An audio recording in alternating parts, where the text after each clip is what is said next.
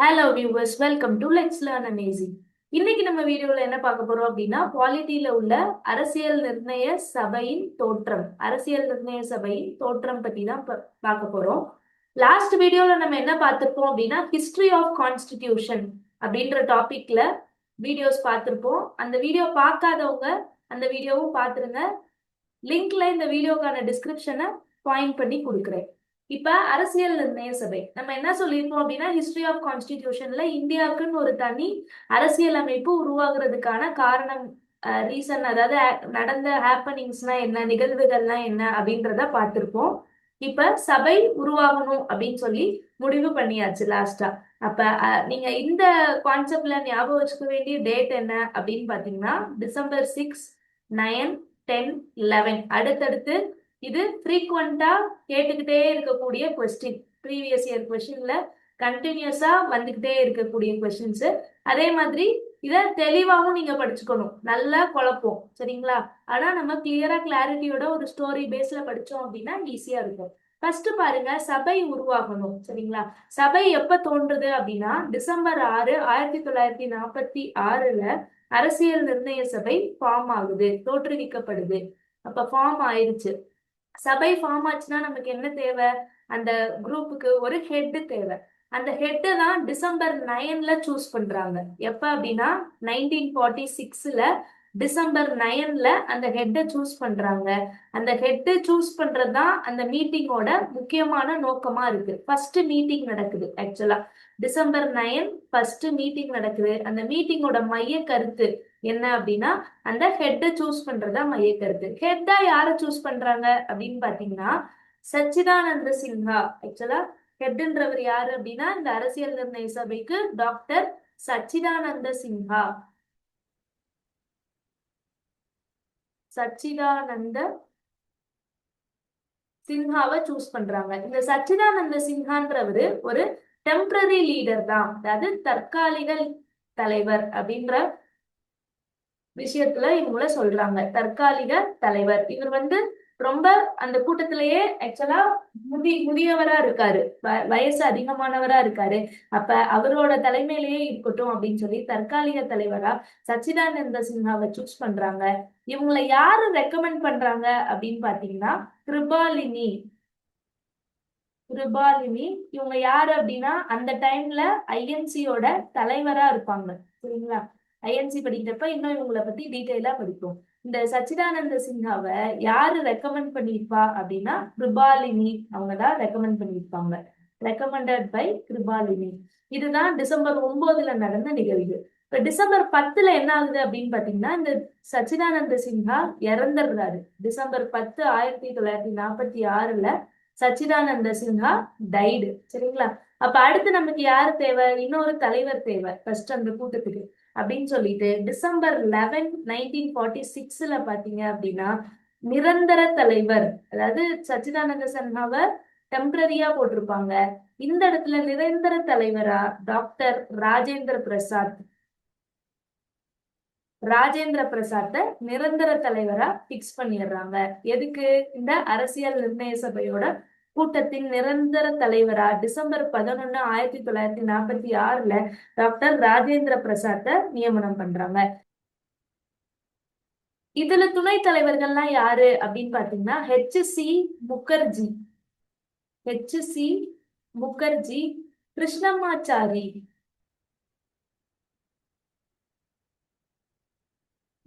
கிருஷ்ணம்மா கிருஷ்ணமாச்சாரி. இந்த ரெண்டு பேரும், இவரு H.C. முகர்ஜி, இவர் V.T. கிருஷ்ணமாச்சாரி. ரெண்டு பேரும் துணை தலைவர்கள். இந்த ராஜேந்திர பிரசாத் நிரந்தர தலைவர், இவங்களுக்கு துணை தலைவர்களா இந்த கிருஷ்ணமாச்சாரியும் முகர்ஜியையும் பிக்ஸ் பண்ணிடுறாங்க. அடுத்து இந்த கூட்டத்துக்கு சட்ட ஆலோசகர். இந்த கூட்டத்துக்கு சட்ட ஆலோசகர். இது எல்லாமே நம்மளுக்கு ப்ரீவியஸ் இயர் கொஸ்டின். அதனால இந்த கொஸ்டினை கேர்ஃபுல்லா எல்லா பேரையுமே நோட் பண்ணிக்கோங்க. இதுக்கு இந்த கூட்டத்துக்கு சட்ட ஆலோசகரா B.N. ராவ் அப்படின்றவர் தான் இந்த கூட்டத்தோட சட்ட ஆலோசகர். அடுத்து செயலாளர் பாத்தீங்க அப்படின்னா, செயலாளர். அவ்வளவுதான். இது மூணு தான் ரொம்ப இம்பார்ட்டன்ட். ஹெட் யாரு, சட்ட ஆலோசகர் யாரு, செயலாளர். செயலாளர் யாருன்னு பாத்தீங்கன்னா ஐயங்கார். HBR ஐயங்கார். ஐயங்கார். இதை மட்டும் நீங்க ஞாபகம் வச்சுக்கிட்டீங்கன்னா போதும். இந்த ஏரியால அதாவது அரசியல் நிர்ணய சபை உருவாச்சு, அதோட தலைவர், தற்காலிக தலைவர், நிரந்தர தலைவர், இந்த கான்செப்ட்ல நீங்க இதை மட்டும் ஞாபகம் வச்சுக்கிட்டீங்கன்னா போதும். இதெல்லாம் இதுதான் பேஸ். இந்த அரசியல் நிர்ணய சபைய இந்திய அரசியலமைப்புல ஹேண்ட் ரிட்டனா எழுதுறாங்க.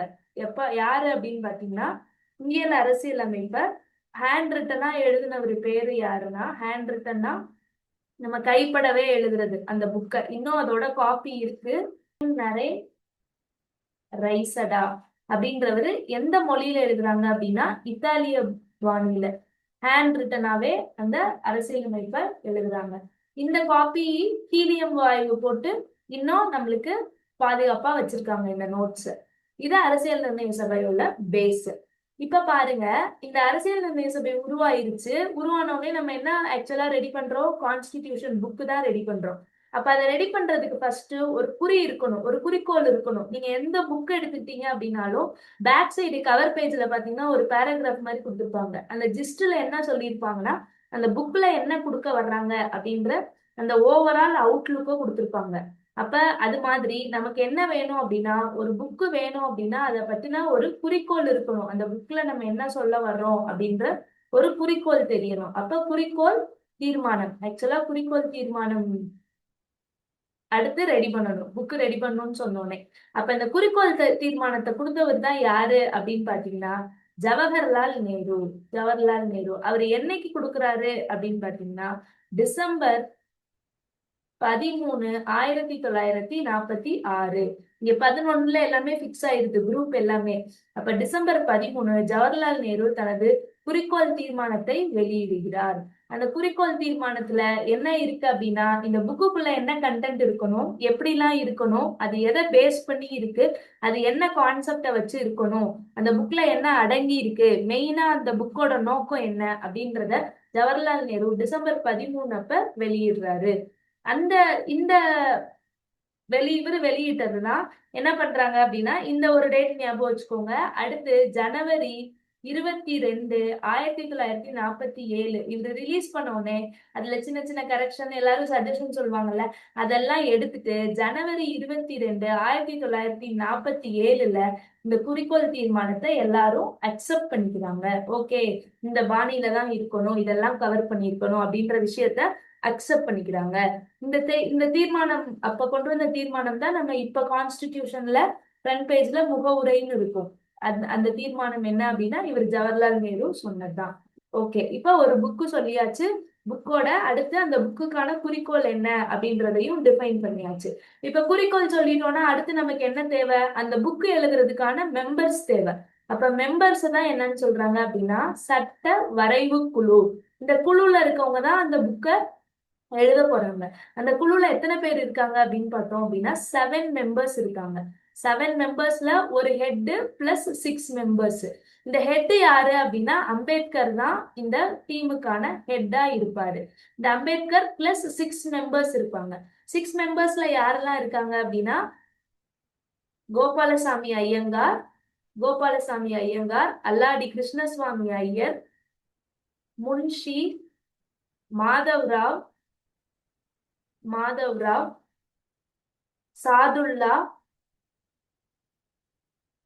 டி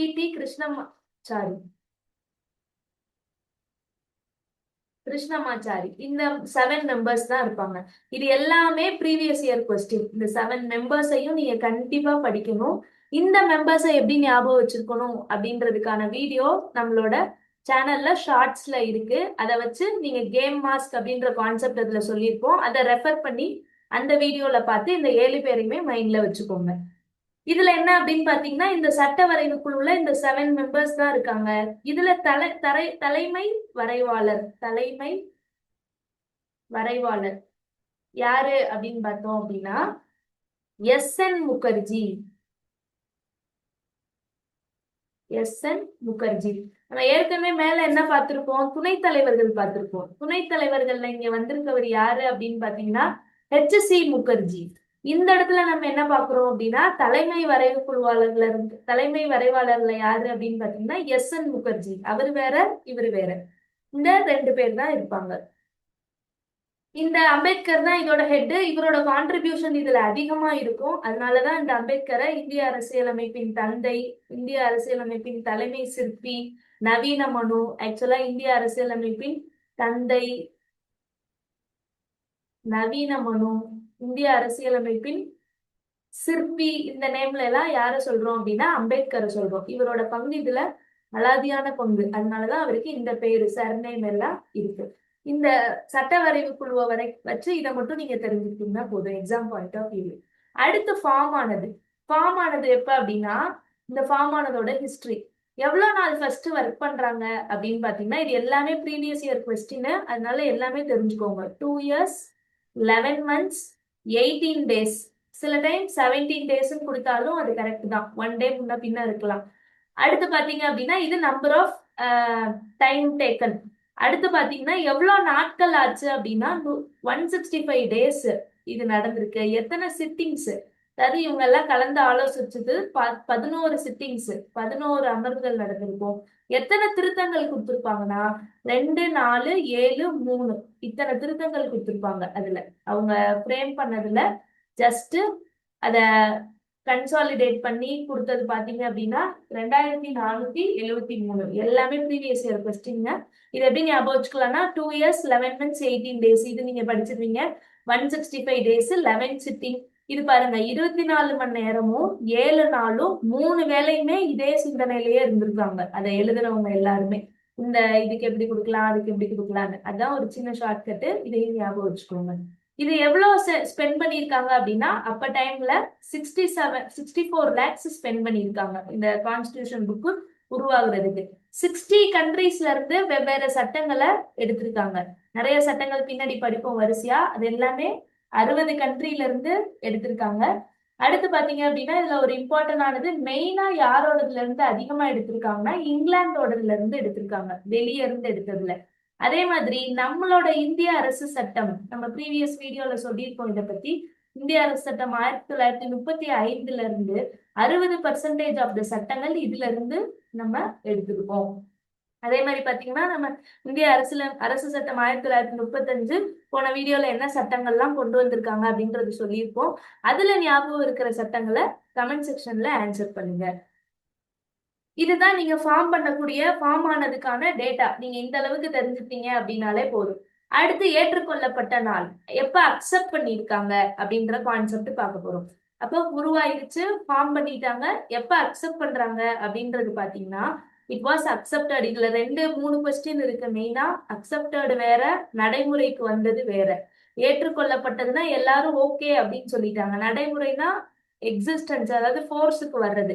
அப்ப ஏற்றுக்கொள்ளப்பட்ட நாள், இந்த அரசியலமைப்பு ஏற்றுக்கொள்ளப்பட்ட நாள் எப்ப அப்படின்னு பாத்தீங்கன்னா November 26, 1949 ஏற்றுக்கொள்ளப்பட்ட நாள்.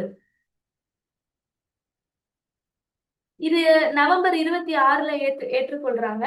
அந்த இதை ஏத்துக்கிட்டனால இந்த November 26 என்னன்னு சொல்லுவோம் அப்படின்னா சட்ட நாள் அப்படின்னு சொல்றாங்க. இந்த மாதிரி நிறைய டேஸ் படிப்போம், சட்ட நாள், வாக்காளர் நாள், இந்த மாதிரிலாம். அது என்ன அப்படின்றது அந்த நாள் படிக்கிறதுக்கு பின்னாடி கண்டிப்பா ஒவ்வொரு நாளைக்குமே அந்த காரணங்கள் இருக்கும். இந்த இடத்துல என்ன அப்படின்னு பாத்தீங்கன்னா அன்னைக்குதான் நம்ம அக்செப்ட் பண்ணியிருக்கோம் அதை. அதனால அதை என்ன சட்டங்கள் எல்லாத்தையும் ஓகேன்னு அக்செப்ட் பண்ணனால November 26 அப்படியே சட்ட நாள் அப்படின்னு சொல்லி வச்சுட்டாங்க. இந்த ஃபர்ஸ்ட் அவங்க ஏற்றுக்கொண்டதுல என்னெல்லாம் இருந்துச்சு அப்படின்னா, ரிலீஸ் பண்ணதுல ஒரு முகவுரை.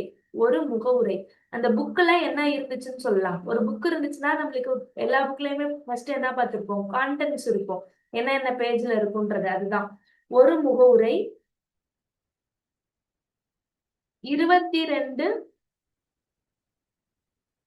பகுதிகள், 8 அட்டவணை, 395 விதிகள்,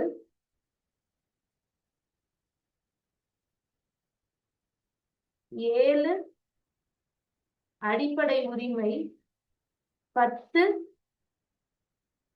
அடிப்படை கடமை, 14 அங்கீகரிக்கப்பட்ட மொழிகள். இதை மட்டும் ஞாபகம் வச்சுக்கோங்க. இந்த நம்பர்ஸ் எல்லாம் ரொம்ப முக்கியம். புக்கு உருவானப்ப இனிஷியலா எவ்வளவு இருந்துச்சுன்னு, அதுக்கப்புறம் இது சேஞ்ச் ஆயிருக்கும், அதை நம்ம ஃபியூச்சர்ல பார்க்கலாம், திருத்தம் செஞ்சிருப்பாங்க. அது வந்து நம்மளோட கன்வீனியன்ட்டுக்கு ஏத்த மாதிரி அப்ப இருந்த சூழலுக்கு ஏத்த மாதிரி மாத்துறது. சரிங்களா? அப்ப இனிஷியலா என்ன இருக்குன்னு மட்டும் பாத்துக்கலாம்.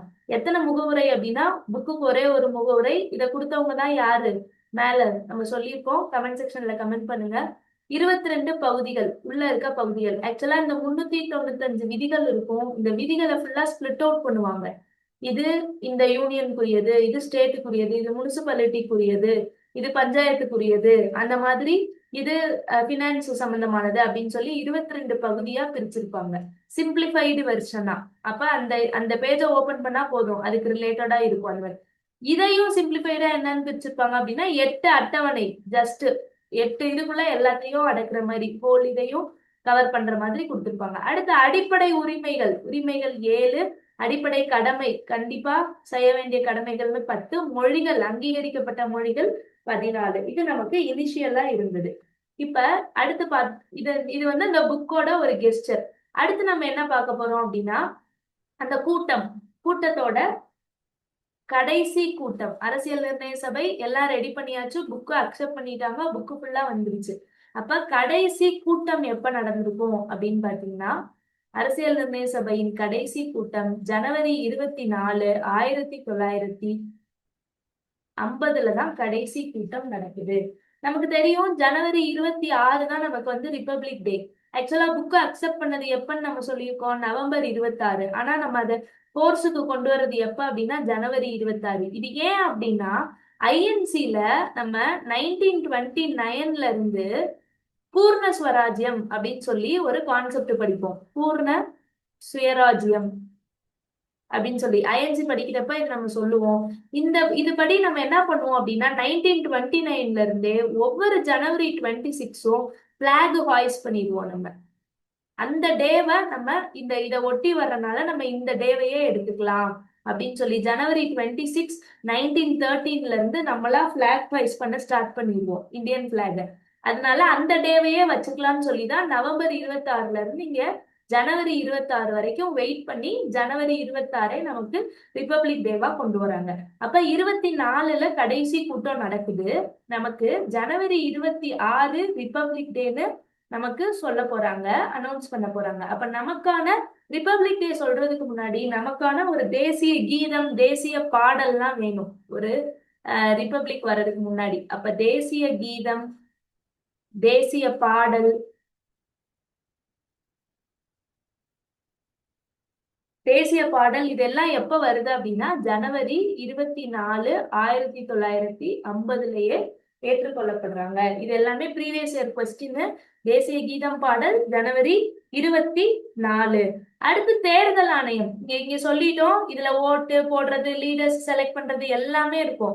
அப்ப அதுக்கு முன்னாடி நமக்கு தேர்தல் ஆணையம் வேணும். ஃபர்ஸ்ட் ஒரு தேர்தல் நடத்தணும் இதை ரிலீஸ் பண்றதுக்காக. அப்ப ஒரு தேர்தல் ஆணையம் ஓபன் பண்றாங்க, ஏற்றுக்கொள்றாங்க. எப்ப அப்படின்னா ஜனவரி 25, 1950. இந்த ஜனவரி 25, 1950 தான் நம்ம இப்ப வர வாக்காளர் தினம், ஓட்டர்ஸ் டே அப்படின்னு செலிப்ரேட் பண்றோம். வாக்காளர் தினம், ஓட்டர்ஸ் டே. இது தேர்தல் ஆணையம் பொறுத்து. அடுத்து பாத்தீங்க அப்படின்னா தேசிய லட்சினை. நமக்குன்னு ஒரு சிம்பிள் வேணும் அப்படின்னு சொல்லி அந்த தேசிய லட்சினை, நேஷனல் சிம்பிள், இது ஏற்றுக்கொள்ளப்பட்ட நாள் எப்ப அப்படின்னு பாத்தீங்கன்னா ஜனவரி 26. அதே மாதிரி நமக்கு ரிபப்ளிக் டே கிடைச்சதும் எப்ப? 1950 ஜனவரி 26 ரிபப்ளிக் டே கிடைச்சிருக்கு.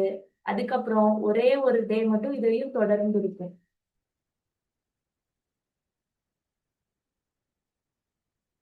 இது ரிபப்ளிக் டே ஜனவரி 26. அரசால் உச்சநீதிமன்றம் கோர்ட்டு, இது மட்டும் தொடர்ந்து வருங்க வரிசையா அடுத்தடுத்து. உச்சநீதிமன்றம் ஏற்றுக்கொள்ளப்பட்ட நாள் எப்ப அப்படின்னு பாத்தீங்கன்னா ஜனவரி 28, 1950. இது மட்டும் நமக்கு கண்டினியூஸா இருக்கிற டேட்டா. இப்ப கடைசி கூட்டம். இதெல்லாம் தான் அரசியல் நிர்ணய சபையோட பேஸ். ஓவரால் எப்படி வந்துச்சு, அந்த புக்ல என்ன இருக்கு, புக்கோட ஹிஸ்டரி என்ன, யாரெல்லாம் எழுதுனா அப்படின்ற டாபிக் எல்லாம் இந்த கிளாஸ்ல பார்த்தோம். நெக்ஸ்ட் டாபிக்ல புக்குக்குள்ள என்ன இருக்கு, அதுல இருந்து எப்படி டெவலப் ஆகுது அப்படின்றத நெக்ஸ்ட் அப்கமிங் கிளாஸ்ல மீட் பண்ணலாம். நம்ம அகாடமியில டெக்னிக்கல் சர்வீஸ்க்கான ஜெனரல் ஸ்டடீஸ் கிளாஸ் பிளஸ் டிஎன்யூஎஸ்ஆர்பிக்கான போலீஸ் கிளாஸ் எஸ்ஐ கிளாஸஸ் எல்லாம் சக்ஸஸ்ஃபுல்லாக போயிட்டு இருக்கு. ஜாயின் பண்ணணும் அப்படின்னு வில்லிங் இருக்கவங்க ஸ்க்ரீன்ல தெரியுற காண்டாக்ட் நம்பருக்கு கால் பண்ணி டீட்டெயில்ஸ் கொடுக்கோங்க. நெக்ஸ்ட் வீடியோல இன்ட்ரெஸ்டிங் டாபிக்ல மீட் பண்ணலாம். தேங்க்யூ.